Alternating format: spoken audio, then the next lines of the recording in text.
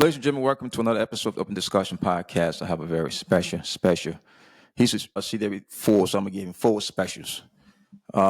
Chief Jesse Crifasi, who I've known for a long period of time. I had the opportunity to serve with this man, both 82nd and back in Alaska and deployment. And I saw firsthand what he did with the organization, man. I appreciate you, Chief. I was talking to somebody not too long ago about the warrant officer rank and the position because some of us have no idea what the warrant officer does and who you guys are and you bring to the fight. But for me, working on the battalion and brigade staff allowed me to really appreciate what a warrant officer does. And one thing that I never expressed to you back in the day is what you had the ability to speak intentionally. And I really appreciate it because sometimes you're in those rooms where you have senior officers and senior non-commissioned officers. Folks are somewhat, reluctant to express and just speak truth to what is going on. Something you did very, very skillfully. I really appreciate you for that, brother. I want to say thanks for your service. 28 years of military service. That is amazing. 28 years. Retired a couple of years ago. I should see that before. Work from the battalion up to division level, corps level, and then back to full SEAL where you work as far as the Futures Command and currently serving as a senior advisor for Joint Fire's targeting integration. You've been doing some big things out there. I just want to say, I appreciate you, man. How you feeling?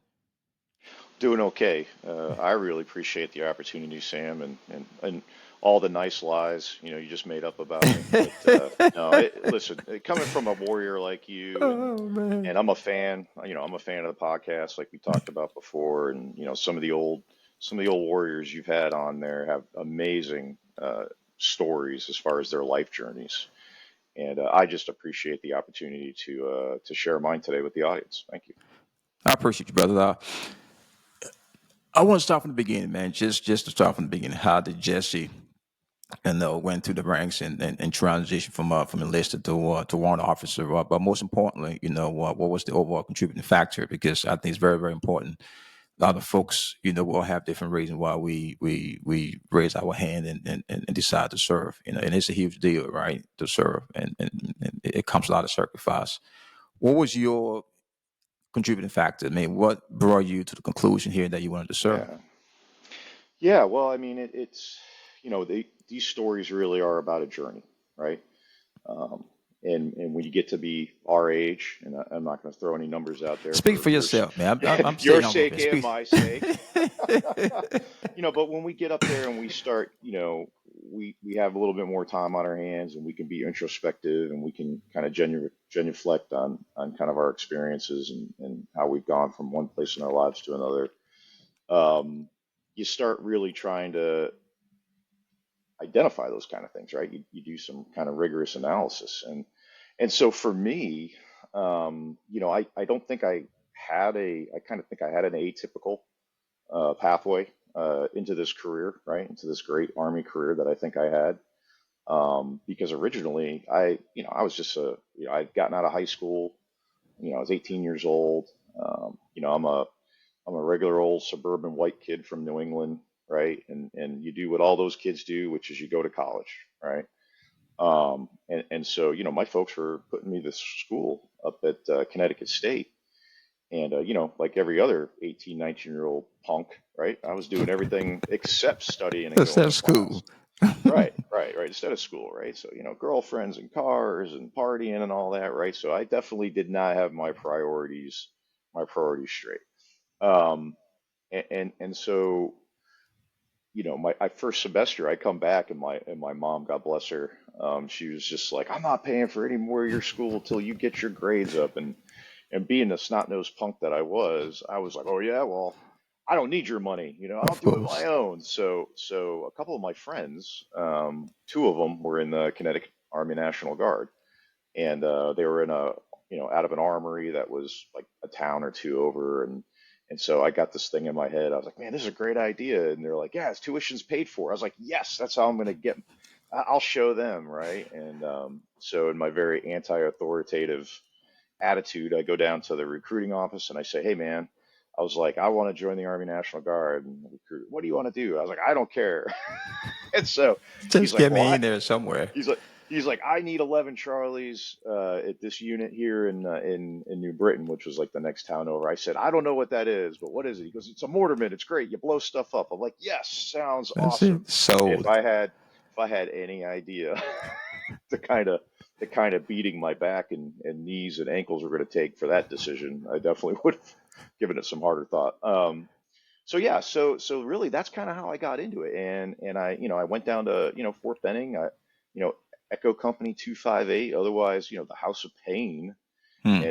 and for the first time in my life, and I'm really grateful to those drill sergeants down there, but for the first time in my life, I got held accountable for my actions, for Yeah. what I did do and what I didn't do, and I really credit the Army for putting me on a path.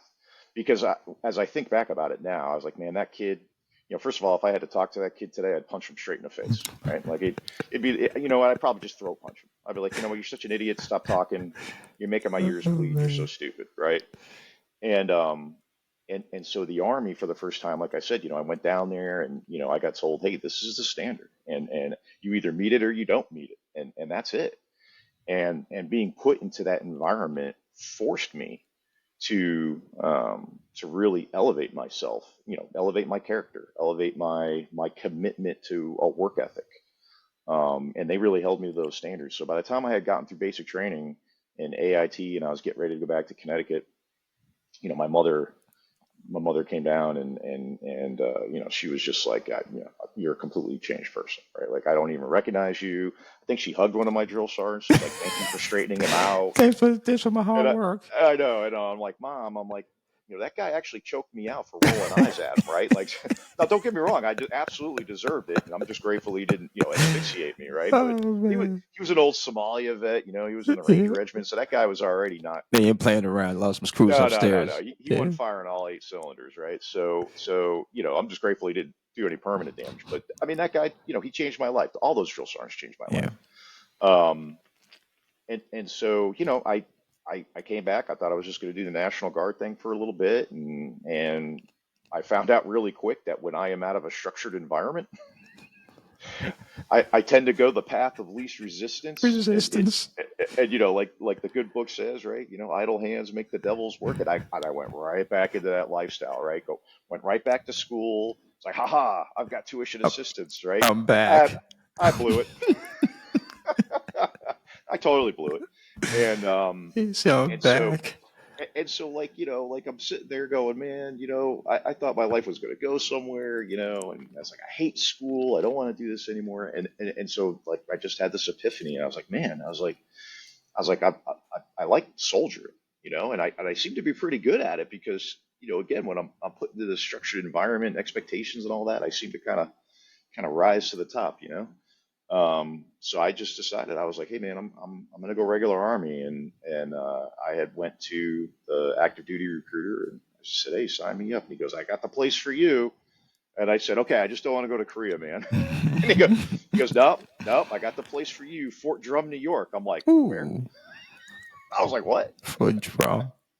Yeah, so that started my enlisted journey, right? And here we are kind of 28 years later. So yeah, but so I don't think it was typical, right? I like to think that it was a little bit interesting, a little bit more unique. That's amazing because it kind of works for you, right? I know we're going to discuss shifting your mindset as we progress through the discussion here. Right. No matter who you are, no matter what background you came from, when you go through basic training, I guarantee you, it's going to shift your mindset. You're going to have to Absolutely. change. You're going to have to conform. You're going to have to fully understand because I think we all want to be something better no matter who you are. I Hmm. think sometimes we just have to change our environment and sometimes it can have a profound impact on us. So you go into a basic training AIT, you saw those impact, those dress harm, but because you had something to prove to yourself, that's what to some extent you were very good at what you did. When you went back to your Well, old setting, you're like, yeah, yeah, I'm kind of yeah. Well, back here at I, my old area. well, I was definitely motivated to get through it, right? Yeah. But there was times where I really was like, man, I don't want to do this anymore. But I was, like I said, I was lucky. Those guys wouldn't let you quit, No, right? It no, just weren't going to do it. no. And So whatever it is they saw in me, maybe they didn't see anything. Maybe they just said, hey, this redheaded, orange haired looking kid who's, looks like when he goes out in the sun, he's gonna glows in the dark. I mean, like this guy. It's like maybe they saw something in me, or maybe they were just like, hey, I'm not losing this kid to an AWOL or whatever, right? Either way, like I said, I'm really grateful. But to your point about how being a young man who, maybe your community is all that you know, right? And Yeah. and a lot of your other guests have talked about this, right? It's like, man, I just wanted to get out of the neighborhood, or I want to get out of town, or whatever. Um, when you go there and you get thrown into a basic training platoon, right? And it's guys from all over the country, All over the war. Yeah. all kinds of different life experiences, Yeah. right? And so you really learn really quick, um, you know, how that impacts their lives, and how they look at things, their decisions. God knows their thoughts and beliefs on all, politics, religion, all these other things. Um, but it does give you context, right? And it gives you experience, world experience, to kind of open up your aperture and stop Yeah. thinking, so narrowly. So yeah, that applied to me too, just like it did everybody else, and I definitely feel like it was a positive experience. So without a doubt. Yeah, I should tell folks the Army is the most, well, not the Army, the U.S. military is the most diverse organization out there, not just because of I think so. ethnicity, right? But just diverse in Absolutely. terms of mindset, Yeah. thought process. Because like you stated, folks from all over the globe, because we all came from different places, and then you've been put into a platoon or a company for where folks you have no idea who they are, what their background is, what they believe in, but you all are so focused on making it to complete as far as that basic training, as far as AIT. And those very songs are very unique. For some reason, they see something in you don't see in yourself. They can Right. expect or just smell, yeah, I think he about to quit, but we got him. With that tough Yeah. love, right? Well, you really hit upon a key point here, right? Diversity of thought, right, is a good thing.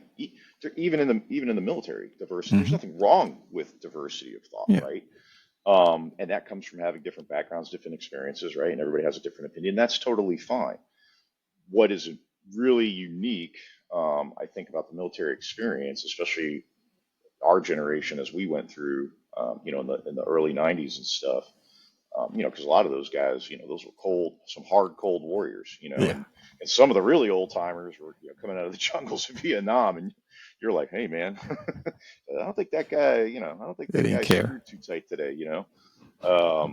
But what they did is it's like, look, you can have an opinion, you can think whatever you want to think, but at the end of the day, there's going to be, you're a soldier first and foremost, and Hmm. and even before that, you're an American first and Yeah. foremost, right?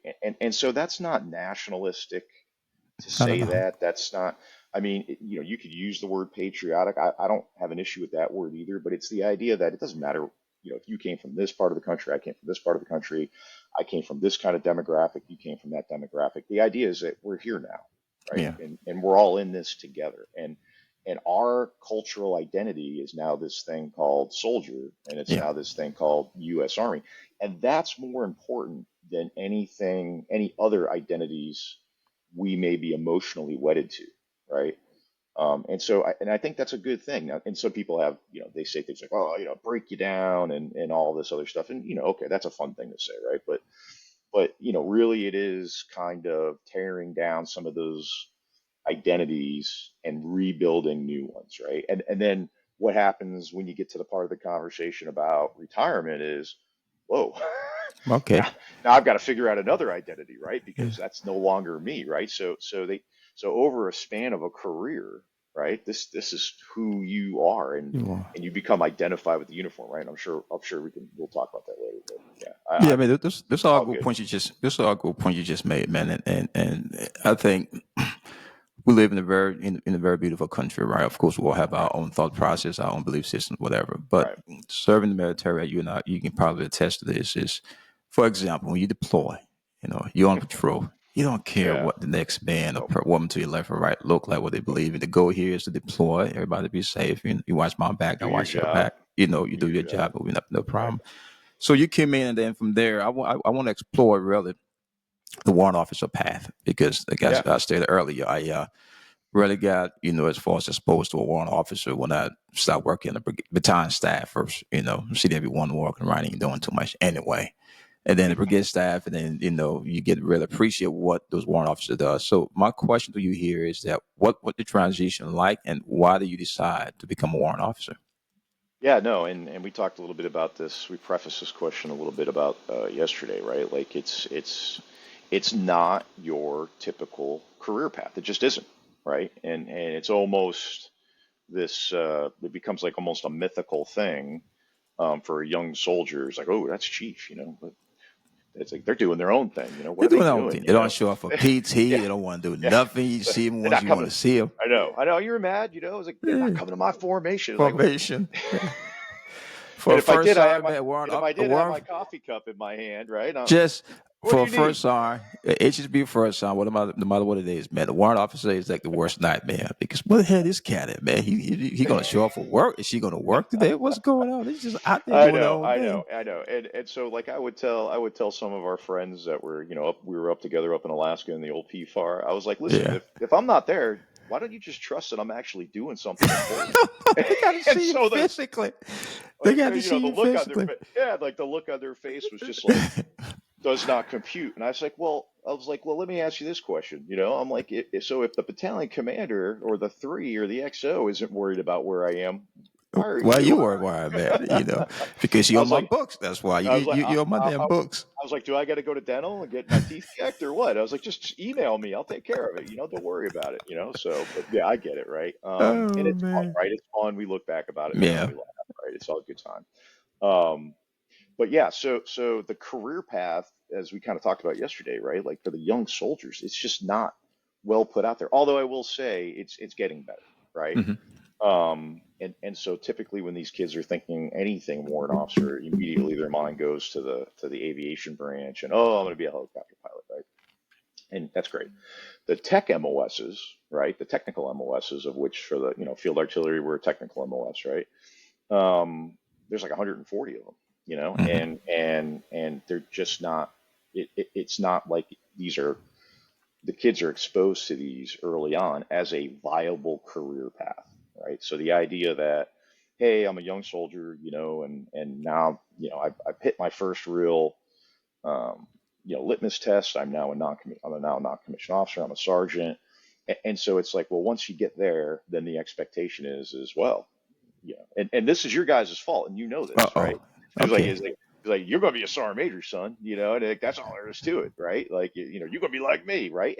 And so now, in all fairness, right? In all fair, I'm picking on you guys, but in all fairness, because you guys really are such excellent role models, right? It's just natural for the kids Hmm. to want to do that, right? And because there's so few of us, they don't see, oh, wait a minute, that's what Chief's doing. Or like you pointed out, the kids down in the battery companies and troops, right? They're not seeing what that Chief's doing in a battalion, brigade, or a division, right? And they may not see that until Hmm. they're non-commissioned officers, right? I mean, like most of my fisters at the Divardi and the division and the Corps, right? They never even saw Chief until they were at the division level, right? Working in the fire support cell. So, they just weren't exposed to it.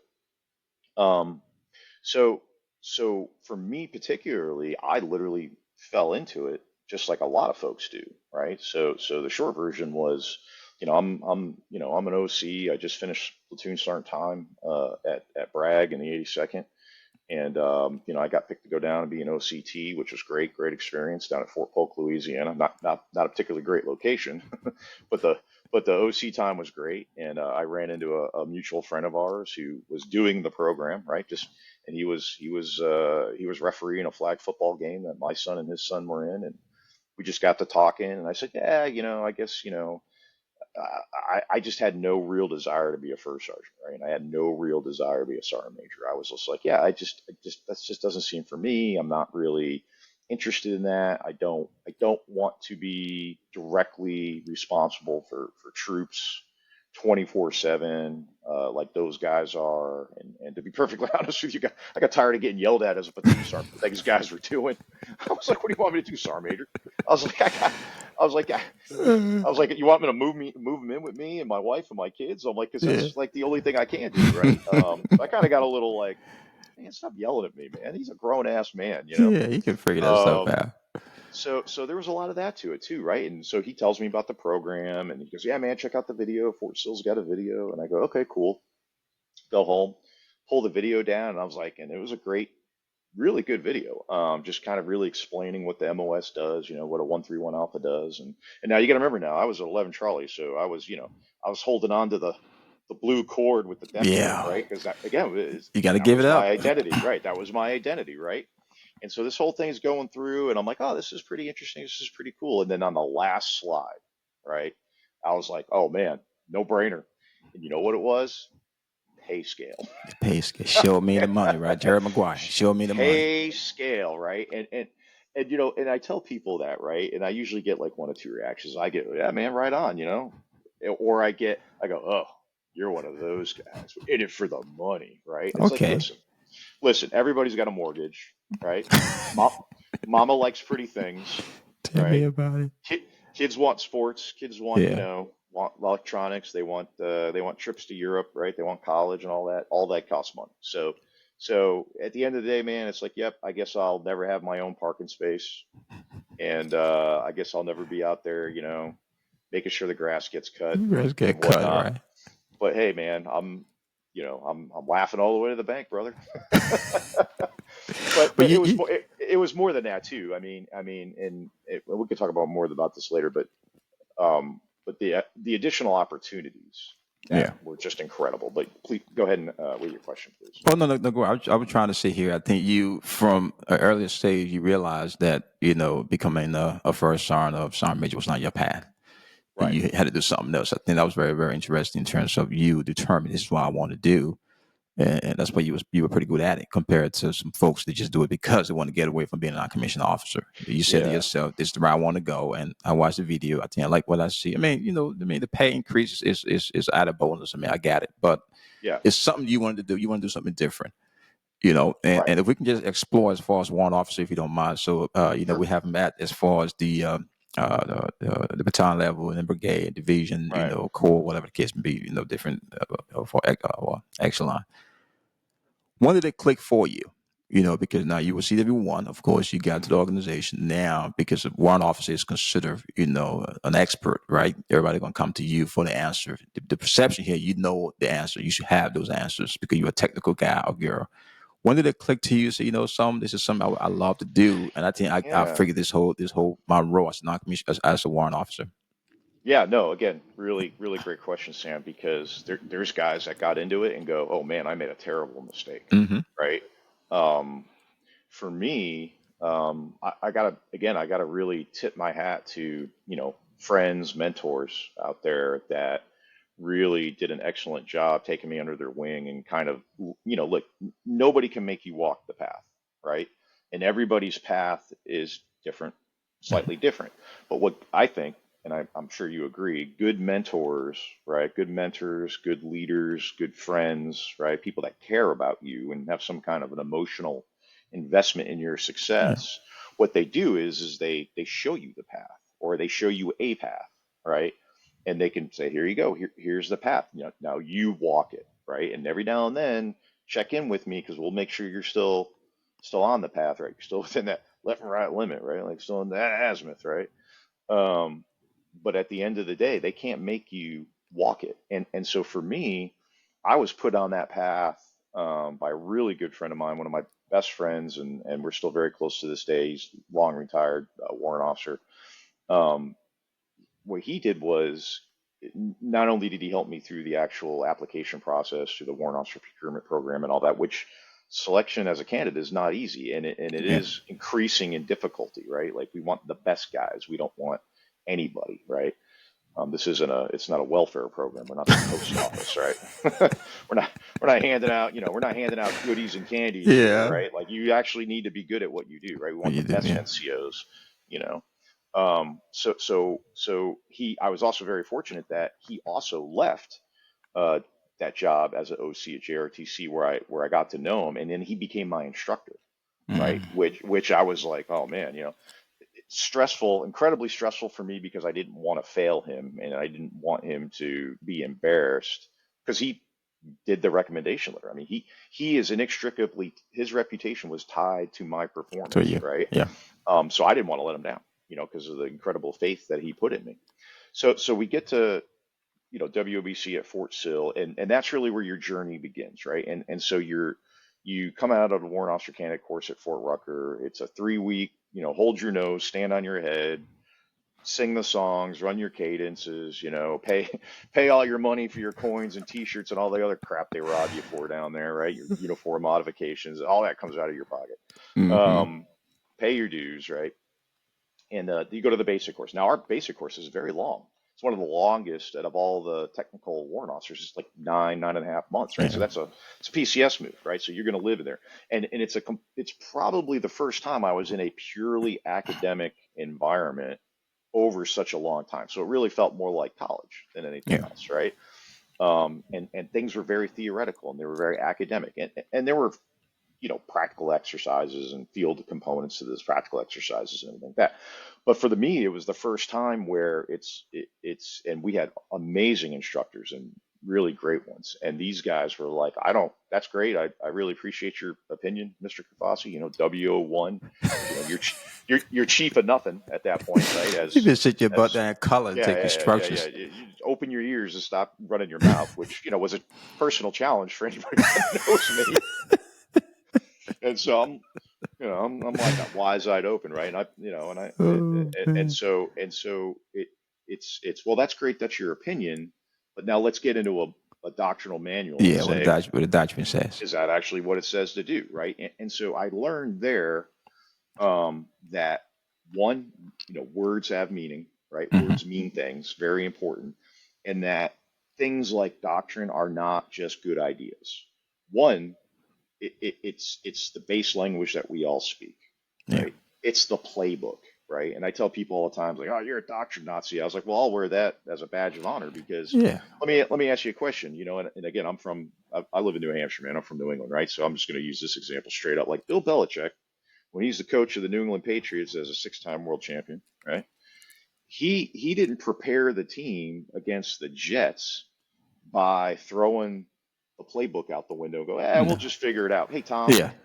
just audible everything when you get up to the line of scrimmage. It'll all work out, right? Just, Well, just squeeze that's the what ball a little bit. Just, just, yeah, just, that's what just a lot of inflate these just a little guys. bit. Just Yeah, inflate the ball here and there. yeah, that's right. The guy's got big fingers, man. Come on, he's just naturally depress the ball. Oh man. Anyways, but yeah, so I really learned that.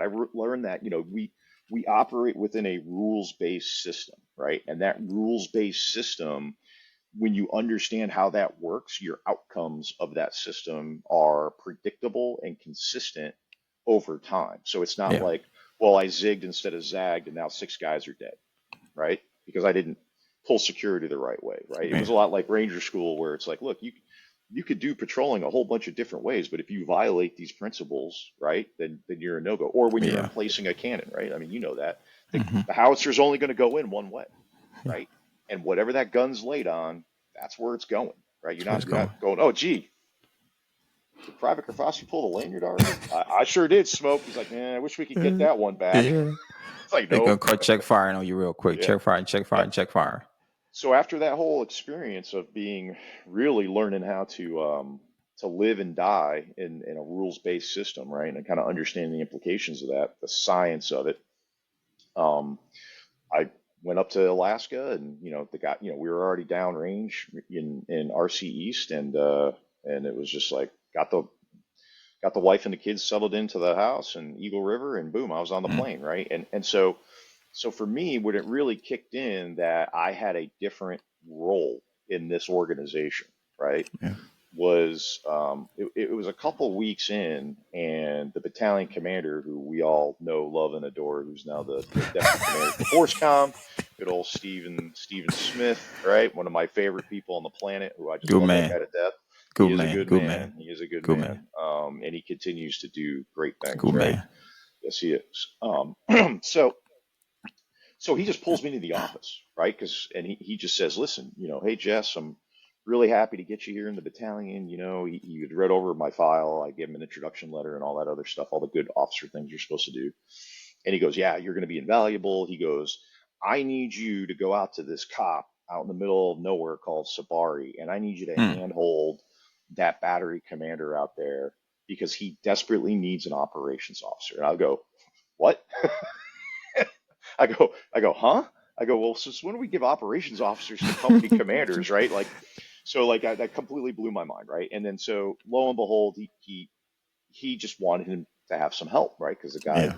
he was struggling, not with leading the company. He was just struggling with the planning, Yeah. what to do, where to do, how to do it, all those processes, right? So I go out there, we do that for a couple months, and then I was reporting right back to the battalion commander, right? Like I didn't even know I had a battery commander, right? Like who was my battery commander? I have no idea, right? I'm reporting straight to the battalion commander. I'm talking directly to him, the three. I'm in the two shop all the time, helping build targets and stuff like that with those guys. I was operating on a whole different level. I was part of the, lack of a better term, the brain trust, right? Like I was no longer, people didn't care if I was pulling a trigger anymore. Yeah. I was no longer an executor. I was now a planner. I was now paid to think and give my opinions, hopefully informed opinions, right? Educated opinions, um, on how we were going to execute this mission. And I mean, I felt like it was incredibly awesome learning experience. I mean, it was just, it's wicked to think about, being a brand new W1, right? You just got out of school, you're right downrange, right? And then the first thing the battalion commander does, he brings the corps commander from RC East out, and he's like, Jess, I want you to brief him. And I'm like, oh man, I got to build slides, do all these. He goes, no, just talk off the map. Just talk to And him. okay, I talked off the map, and I guess I did a good job. So because he wrote me a great OER, right? So and I got promoted to CW2, which that's kind of like going from PV1 to PV2, right? As long as you don't kill somebody, you're going to get it. Yeah. But that to a long answer to your very short question, I apologize, No, you're is fine. You're fine. that's for me, that's where it really kind of solidified and codified that, okay, I am not just Sergeant Crifasi getting paid to execute a battle drill or a task and purpose or a small unit operation or a mission, right? Like that's not my purpose anymore. Thanks for sharing that. The Army has different organizations, different unit across its responsibility. If you can just explore it just for a quick second, being within the 82nd Airborne Division is a wholly different ball game. Now Absolutely. you have to learn your job, but also become a paratrooper, right? And a lot of folks kind of Right. struggle with that. Is there anything you struck? Because for me, I came from Full SEAL the first 2 years of my career, and then went to the division. Now I had to learn my job being the light guy and learn up airborne operation now Right. and put Right. all together compared to some unit or to focus on just their respective jobs, whatever the case may be. But you being a targeting officer, you don't have to go to specific target, target, you building those packages, whatever. But how were you able to manage being a paratrooper, being a jump master, and then being a warrant officer, being a leader, working with officers and different staff? How would you frame that? And what are some things you believe that you could have done better? You know what I'm saying? We could fill volumes of encyclopedias with like, man, I really wish I would have done They this just better, keep right? it You brief could because I label them too, think, right? You could be like, Dad, things I could have done you better. know. Husband, things I could have done better. No, because earlier when I opened up, I said I saw you firsthand, and I Right. saw how you overall conducted yourself. Because warrant officers are very, very unique. Like I said, I had an opportunity to work with some outstanding warrant officer. We both know both of them. When I went back to the Absolutely. division on the first BTC staff, I saw those guys very, very competent, very, very intelligent, individual. But balancing that, working with officers and just performing your role as a warrant officer, how did you manage all of that? And what are some things you think you could have done better in terms of your leadership abilities? Some things you Yeah. could have learned a little bit better. Yeah, no, again, great question, and something that needs to be talked about, right? So for a lot of guys and gals that make this transition, and this is irrespective of whatever the technical MOS is, right? Learning how to stop thinking like a non-commissioned officer, right? Hmm. And I don't say that in a derogatory way, okay?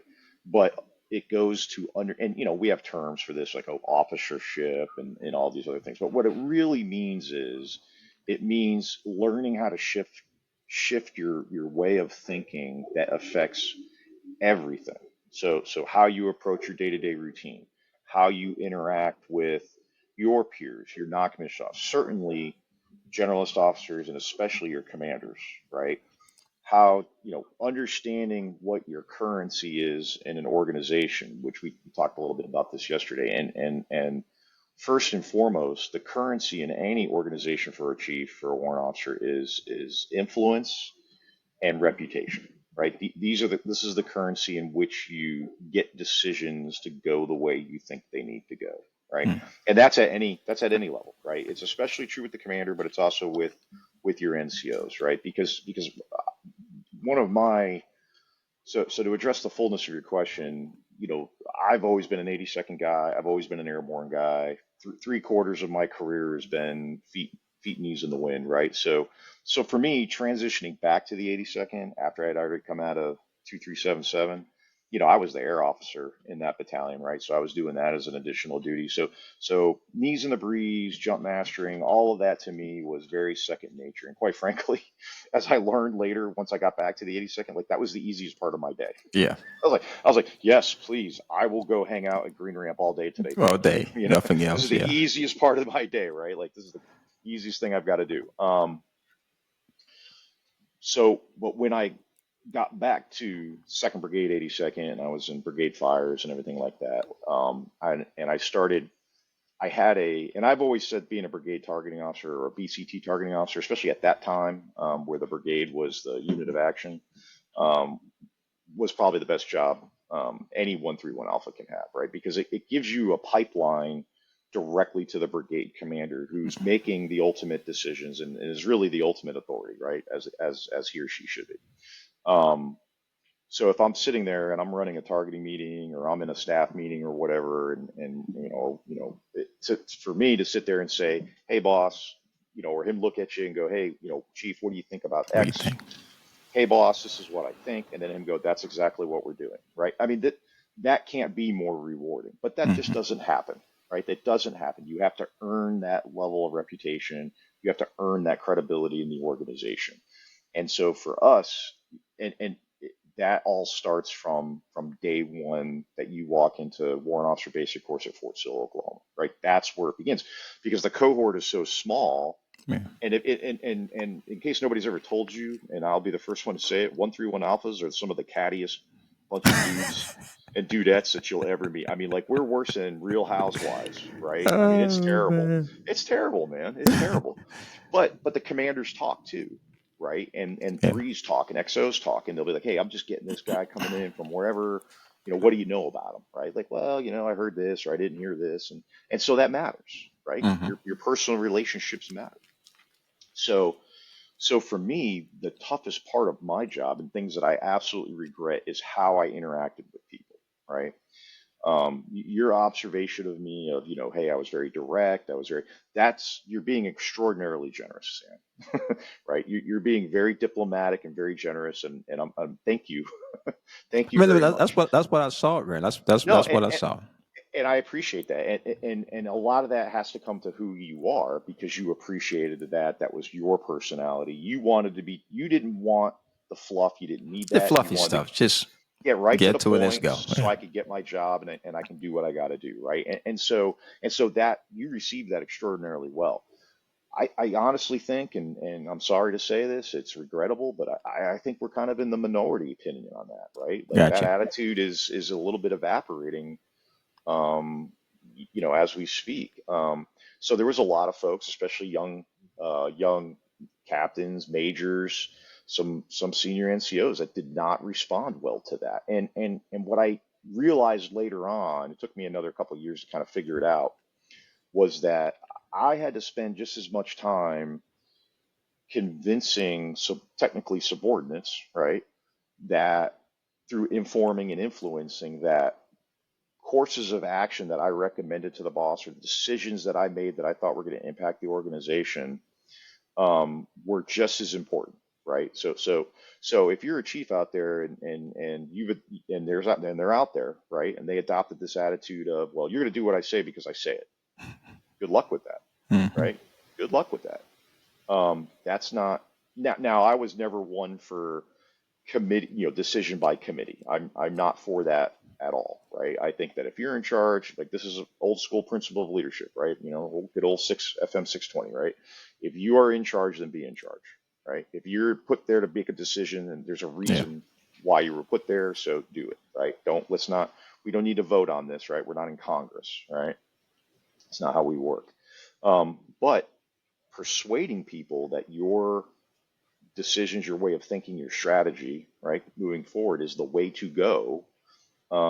That's a very useful skill set to have in these kind of Hmm. organizations. And as you find out later, as you've discussed many times with some of your other guests, when you transition, right, and now you're kind of back in the real world with real people and all of their failings and sensitivities and emotions, right? That's the only way you do things. That's the only way you get Yeah. things done in an organization, right? So yeah, I regret not having that epiphany earlier in my career. I regret, I've crushed people. There's no doubt about it. I've absolutely annihilated them. And I regret every time I do that. I tell people now if they like, hey, I remember you, Chief, from blah blah blah. And I told you this yesterday. And ooh, was that a positive user experience? Oh yeah, no, it was great. I'm like, okay, Oh, man. I fortunately for me, I don't think anybody like I've like seriously destroyed has had the wherewithal to be like, hey, I remember you, you crushed me, man. Yeah.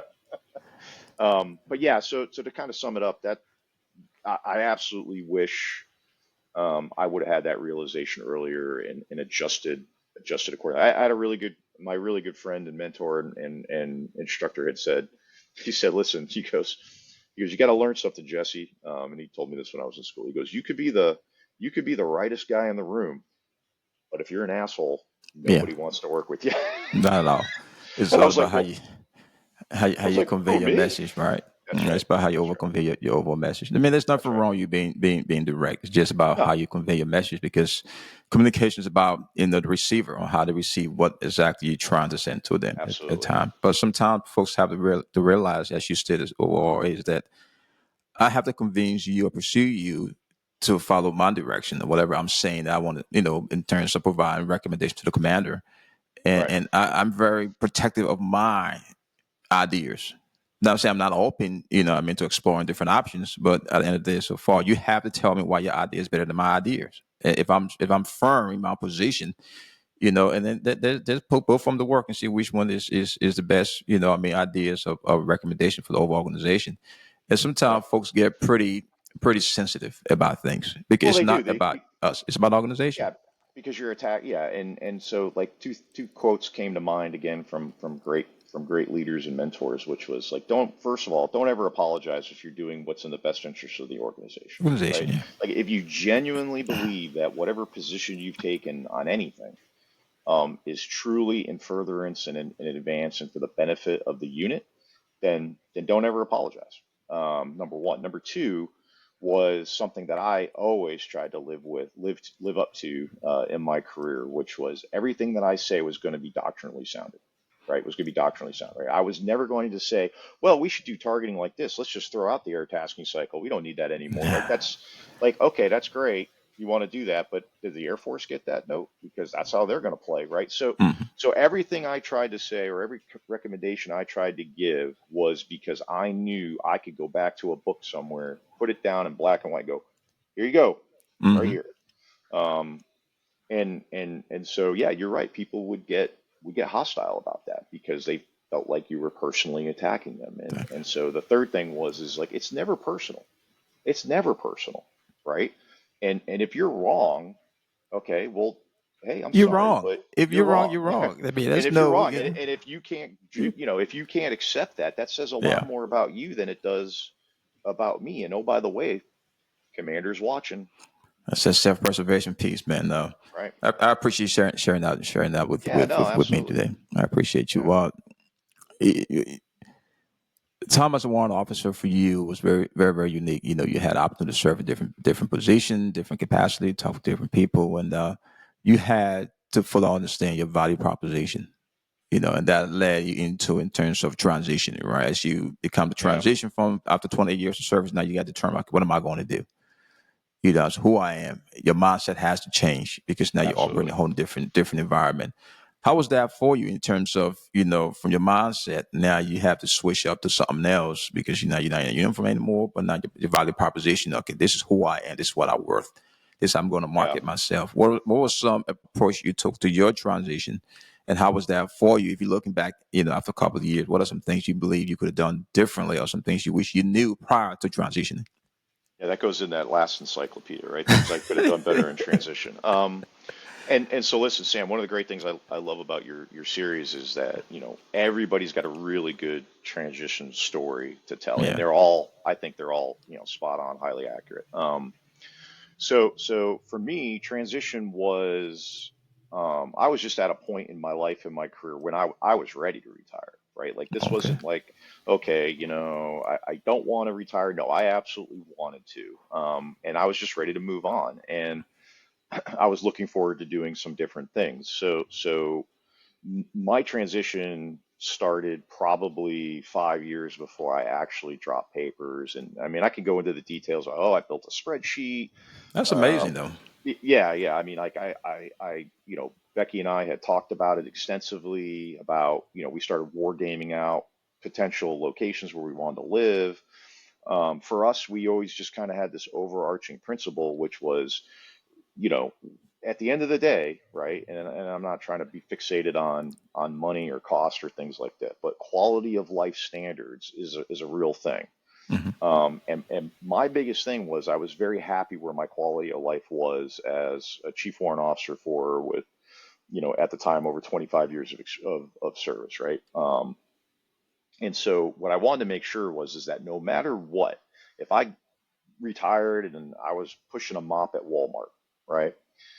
For $10 an hour or whatever minimum wage is here, um, that we were going to be okay. Yeah. We weren't going to lose the house. We weren't going to, cars weren't going to get repoed. We were still going to be able to go to the movies and take a vacation and whatnot, right? I mean, not, nothing extravagant. Um, and so really that's what we proceeded from, right? We said, hey, this is what it's going to take from a dollar purpose. Let's start board gaming off of that. So you start analyzing pay chart increases, you start looking at retirement calculators, you start wargaming out pensions for disabilities, right? You start looking at all the benefits. You start looking at places to live where, okay, does it have a state income tax? Does it have a sales tax? What's the property taxes looking like, right? You start looking at all of your assets and evaluating all of your assets. Okay, how much debt am I carrying over here? Where am I going to be paid off over here, right? So we went through that full analysis, right? We went through that full analysis. And then we built a plan and then we followed through on that plan essentially. Now, one of the big things I definitely want to hit on is I got the best advice that I got as I was transitioning, getting ready to retire was I think, and I think this is true for everybody that's had an extensive career, is that you just think that you're supposed to get out and start doing something else immediately, and that you're Hmm. going to go through this process of reinventing yourself yet again, Takes right? time. It, right, exactly. And you're supposed to have all this figured out, right? And I think part of the transition process that the Army offers kind of puts a little gasoline on that fire. Like, oh, you got to have this figured out. You don't want to be, Hmm. you know. I mean, I mean, for me, transition was painful, right? Because I'm just like, dear God, I just want to get out. How much more paperwork do I got to sign, I right? got to Like, sigh. I was like, no, nobody's gonna UCMJ me anytime soon. Can I please just retire, right? Like, it's just like, why do they make the one thing you really, really want to do the hardest thing in the world? And so you jump through all those hoops. But yeah, the best advice I got was, hey man, do you need to work from a financial perspective, or do you need to have do you need to have a six-figure salary? Do you need to have, this amount of income, based on what your passive income is? And my answer to that was absolutely not, and we planned just for that contingency. And so a good friend of mine said, well, then do nothing. Hmm. You're in no rush. Do nothing. Now that's not how it worked out for me, but that realization that I was in a position where I didn't have to do anything, again, enormous burden that comes off your shoulders, right? Yeah. Knowing that you had made some really good decisions financially, and I'm nothing special, man. Like I don't have stock in Microsoft, right? Like I wish I did, like I don't have, I don't have real estate in the Poconos or anything like that, man, right? Like I'm just an ordinary guy, and we save and we live well underneath our means, right? Like that was we pay off our cars and keep driving them, right? Like we don't live like that. We try to do cash as much as possible, right? And, and so and so that gave us the freedom, because at the end of the day, time is freedom, right? Yeah. And so I tell people, I was like, look, if you're going to do a job, okay, you have to figure out, this goes to your value proposition. What is your time worth? What is an hour of your time worth at the end of the day? You could be doing anything in a given day. You could be fishing, you could be riding your bike, you could be, whatever, watching the ball game. But what is that? If you couldn't do that, how much would you want for that hour of your life, right? Um, and you're like, yeah, no, okay, that makes sense. For me, it's X amount. For some guys, it's less or more or whatever. But you should know that. If you don't know that, then you better figure it out, right? Yeah. Like you really got to do some soul searching.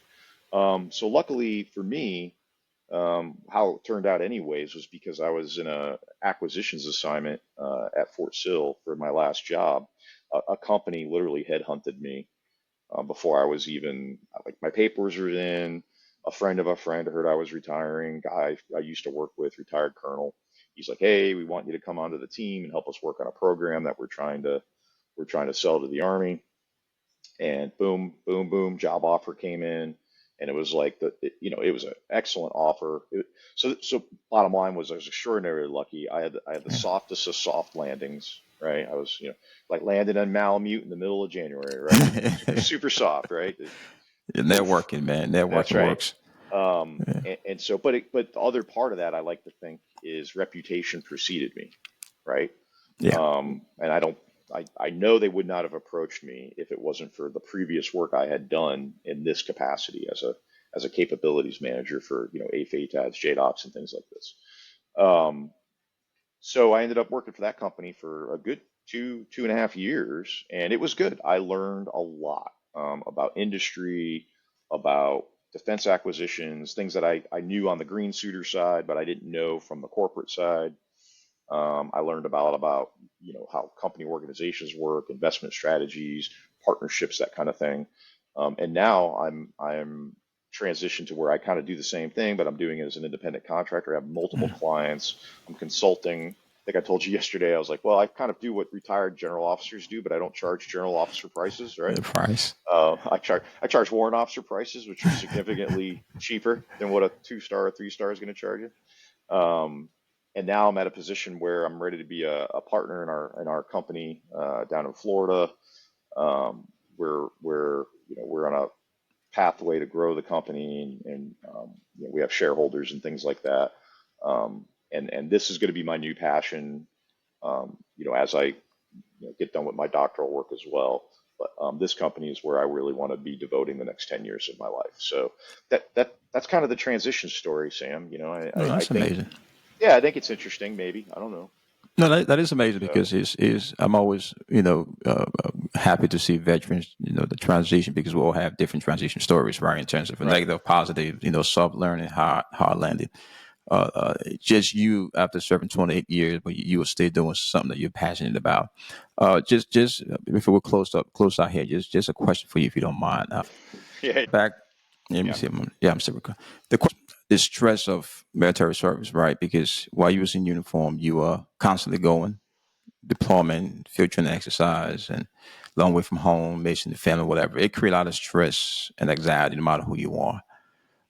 How were you able to handle that in terms? Because now when you transition, you have some time to sit back, really reflect. You have a lot of time on your hands to really determine what happened and how were you able to manage those stressors.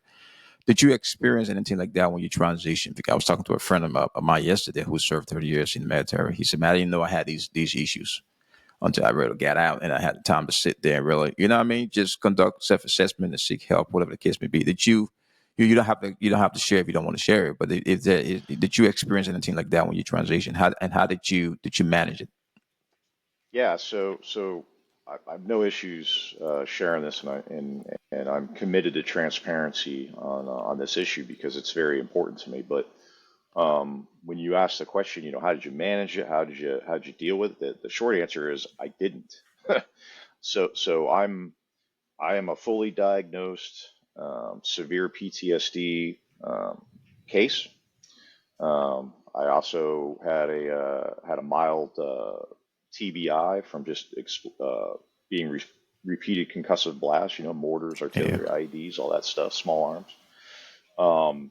And so the guy that you knew, and we talked a little bit about this yesterday, was that the guy that you knew was just a very angry person, right? Angry all the time.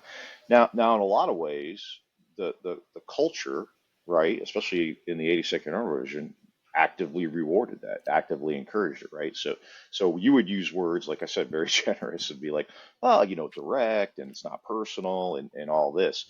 But when you get emotionally attached to an organization's success, and it's not going the way it should go, and you become a very angry person, right? And as you know, anger for anybody, especially when if you're suffering from some kind of trauma that's enabling it, it's just terrible for everybody. It's Yeah. terrible for your friends, terrible for your family, it's terrible for you.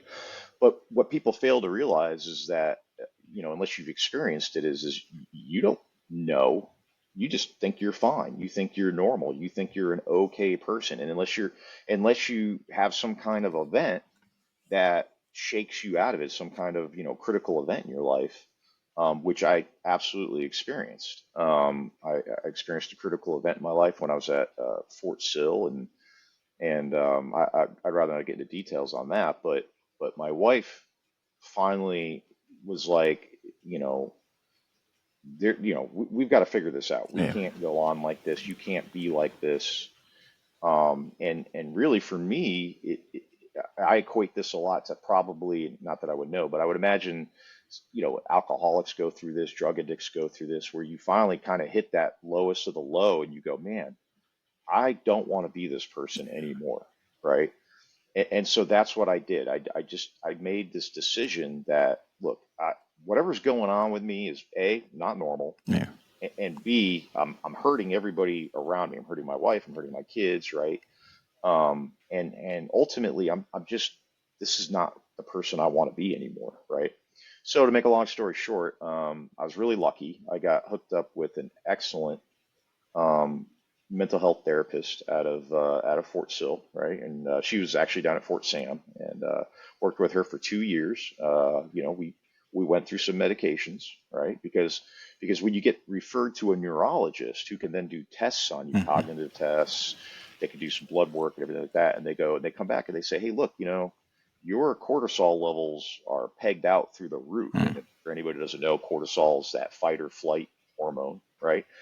And it turns out that when you're under repeated stress, and I'm not talking for days or weeks, I'm talking for years and Man. decades, which is what we experience. Yeah. And so it's, and everybody's like, oh man, combat really? No. Yeah, sure. Obviously, combat conditions cause a lot of this, but it's just the everyday stress. And for me, the trigger was I felt like I was personally responsible for the success or the failure of the organization. I was personally responsible for the commander's success, because I felt like that all reflected upon me. And I really cared about what people thought about my reputation as far as competency, commitment, work ethic, and things like that. So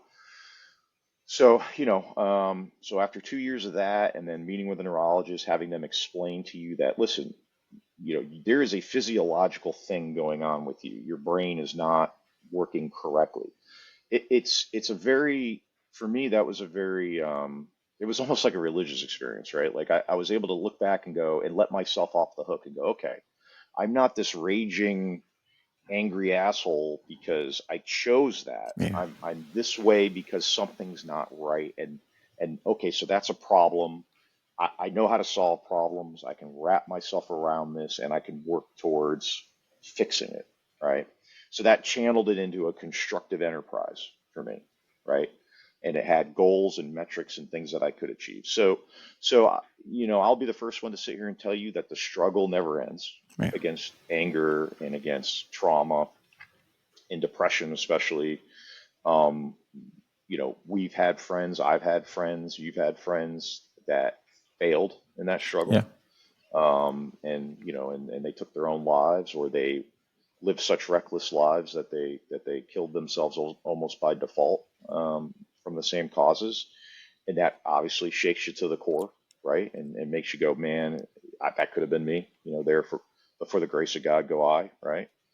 Um, and so you commit to the work of fixing the problem.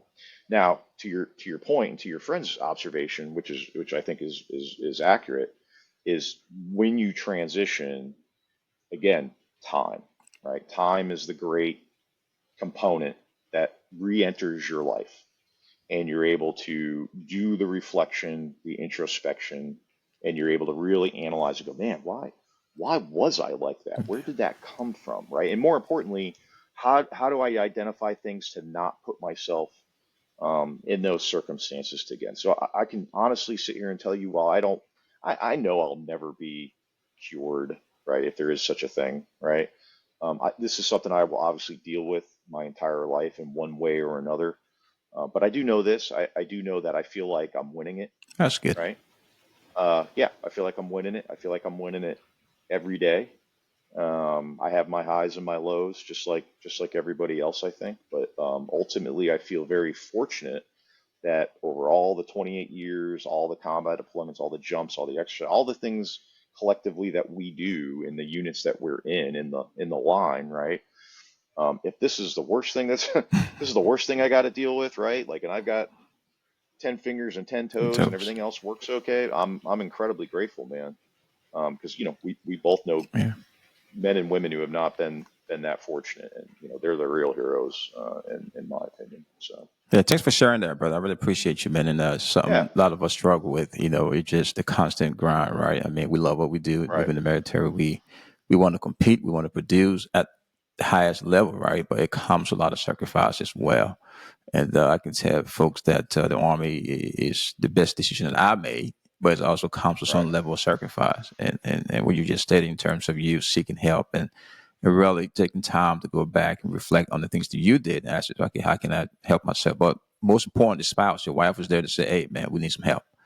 And you would Yeah, she's open, yeah, incredible. and you would open Yeah. to overdo that, man. We have to do a whole segment on just the military family, just the role they play, and just how they keep us as far as grounded. Because without that foundation in place, you will have a huge problem. Really, a lot of us who married within the military and serving, whatever the case may be, that's a whole different segment. But a couple of questions before I let you go, if you don't mind. Best assignment. Best assignment. Yeah, I got to think. Hands down was, I'm going to go with my boys. I'm going to go with the airplane gang. At the end of the day, it's the All-Americans of the 82nd Airborne Division. Gotcha. And anybody who sits there and says, "Well, we got it just as tough," oh yeah, well, come on down, give it a go. Let me put you in the harness for 18 hours, and then throw you out the bird, in the middle of nowhere, and then do a 3-day mission. Then come Mission. talk to me about how tough you think you got it. So yeah, yeah, hands down, man, I love the 82nd. I love their mission. I love what they do. And it's like that love-hate relationship. I love them, but sometimes I felt like they didn't love me Love you back. back. Mhm. Because it's a hard unit, right? And Yeah. and we eat our own, Yeah. right? But it's also a unit that has a hard mission, and it's a hammer. It's a big hammer, right? And so yeah, not to take away from special operations and what those guys and gals do, because that's incredibly important too. And that's I never did any of that. Obviously, you never did any of that, but I think our time in the 82nd as the premier global response force and everything that came along with that, no notice deployments, the EDRIs, the AHAs, I mean, all that stuff, right? Like that's not what, if you're in 3rd Infantry Division, yeah, you're not You're not living doing that that life, stuff, right? man. Yeah, you pretty much know for the next 3 months that you're going home 9 to 5, right? Hmm. Like, hey, come in, maybe mop the floor, go to First Sergeant's formation, say, hey, First Sergeant, what's going on? Do a little PT, maybe go hit the gym and call it a day, right? Yeah, no, we didn't know what we were doing day to day, Yeah. right? I mean, we couldn't even plan for it. Like block leave. What's block Or leave? black That's leave. funny. Yeah, Yeah, on what's call. block leave? Yeah, no, man, we're GRF1. What's block leave? That's Mm-hmm. it. Airborne operation, as far as duties, best duty you had, or best position, right? PJ, AJ, or Yeah. safety? Oh, I mean, PJ, I know you're hands gonna down. say PJ. I mean, how could it not be? Right? I mean, how could it, You who gotta would want serve to be a somebody's safety safety? once in a while, man. Yeah, You like, gotta pull up no, the deployment oh my bags, God. and do some Buddy, I things. hate safety. Deployment bags at a C-17. Oh man, that wear me out. So no, man, PJ, Oh absolutely. man. And I'll tell you, it got great. Well, towards the end, it was like, man, I only want to PJ this bird because Yeah. I don't know who's on it, Who's and I on want to make sure I got plenty of sky. space? Yeah. What's especially C-17? Best Yep, combat I want plenty of sky. best combat deployment.